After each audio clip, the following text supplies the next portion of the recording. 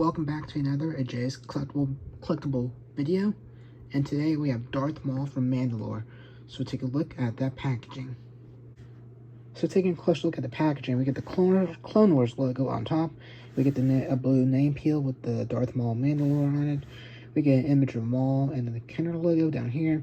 I can't tell if this is Photoshop or if it's an image from the show, because it looks like, I can't tell if that's the light on the left side of him or if that's like a cutout. It's hard for me to tell because of my vision, but maybe you all know in the comments below. In the middle here we got Darth Maul and his lightsaber hilt and, well, both his blades right there. We're back to the blue background, which I think the rest of these figures have a blue background. Taking a look at the back of the packaging, he is, let's get a shot. He is VC 201, so we're in the like 240s right now. We get some figures on the back here showing who's in the wave. We got Ahsoka, the Awful Jawa, Boba Fett, Darth Maul, Echo, Bespin Leia, Griff Karga, and the Child. So pretty solid wave. I actually got all those figures besides Echo. I still need a second copy. And then we got the just all that legal stuff on the bottom, and then the barcode from the store. So pretty cool card back. I like this card back. I mean, it's hard to see him. Again, I can't tell if that's a Photoshop or like a real image, but yeah, let's take a look at the figure now.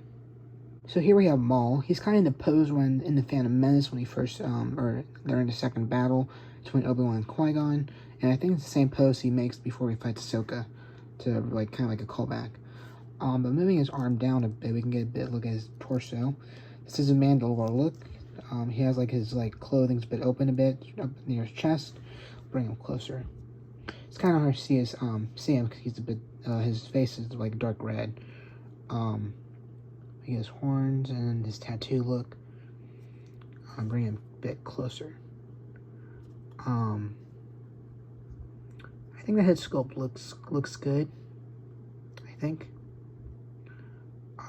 Again, this is based off the animated show, but I think they made it a bit more realistic.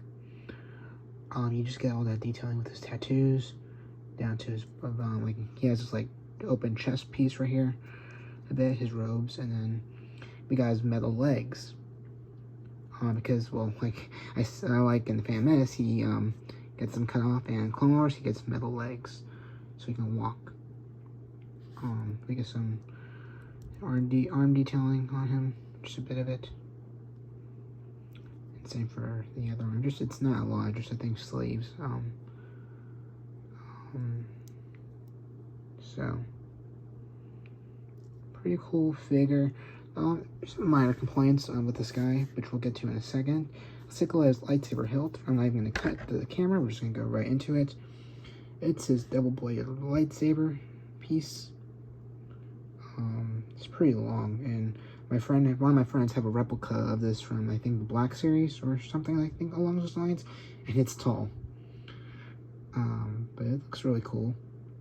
The one thing I don't like, which, I'm trying to think why they would do this, but, you can take this apart. Like, you can, like, have two of them, which I guess you can pretend he has two lightsabers, but, I'm trying to remember that happened in the show or something. Maybe in the movie when he fights Qui-Gon the first time, but I don't remember this being torn apart unless something happened. It just pegs into this hole. Like, this one has a hole in it. I don't know if you can tell, but, like, there's a hole in the little saber piece. And there's a peg in this one. So, it just pegs in like so. And it kind of stays in there. It stays in there alright. When you're messing around with it, it will kind of like break off. But that's one of my complaints though. I wish it was just one piece. But yeah, with that aside, let's take a look at his articulation. So when it comes to his head, you can turn it 360 degrees.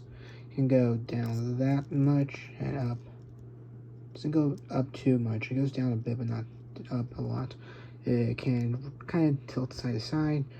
And with his arms, he can go 360 degrees like so. Same with this arm. And then you can bend the arm at the elbow joint a bit, like so. You can twist the arm around, and then you can twist his hand around as well. You can go out that much, like that. And same with this arm, I assume. They can go out that, oh, you can go out that much. Hold on. There we go. They can go out that much, so that's cool. But with this arm, you can also bend the elbow joint inwards. You can twist around like so, and then his hand can twist as well. When it comes to his waist, can he twist? No, he can't. I think, well, yeah, he can't twist at the waist. Can he bend? Yes, he can bend at the ab crunch, just a bit. When it comes to his legs, they can go up that much and then go back that far. And can it go outwards? Yes, it can. When it comes to his right leg, it can go out. It can't really move that much, I'm noticing, which is odd, but it can go back just a smidge, but it comes back. So I don't know why this leg does that. That's interesting. Tell me if this happens to you, if you have this figure loose at home. But he can bend at the knee, and he can twist at the foot and turn his ankle around. I don't think I showed this, but his ankle or foot can twist as well on this knee, and it can also bend like so. And you can also twist, like I said. But yeah, that's weird. I'm having trouble lately with these figures. Like, one leg will do one thing, but the other won't. Tell me if you're all Darth Maul, if you have this loose, if his leg does this, because I would like to know if it's just something I'm doing wrong here, but not just putting a force, because, as I said, my one fear when I'm messing around with these figures like this, bending their joints, is like cracking it or breaking it, and I don't want that. But yeah, that's a look at articulation. Let's try giving it a post, which leads to my next complaint about this guy.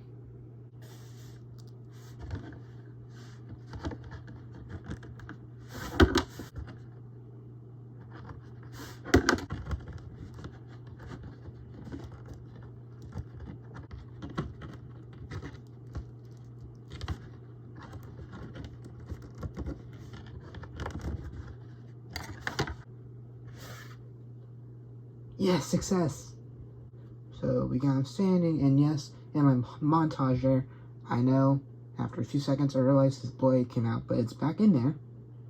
That's good. But I got him in a pose, and if I remember to put this in and edit it down, that's my second complaint. He is hard to stand. He was one of the reasons in my Star Wars Revenge collection, just going through my figures on my main channel of Blind Man's Life, I said in there, it took me like an hour to set it up because people kept falling, and it was part of his fault and Ahsoka's, mainly his fault. He kept falling and knocking people over, which, like I said, that was one thing I had trouble with this guy right now, as you saw. It's my first one I actually had trouble with, I believe. I think everyone else so far was standing well, like stood well and everything.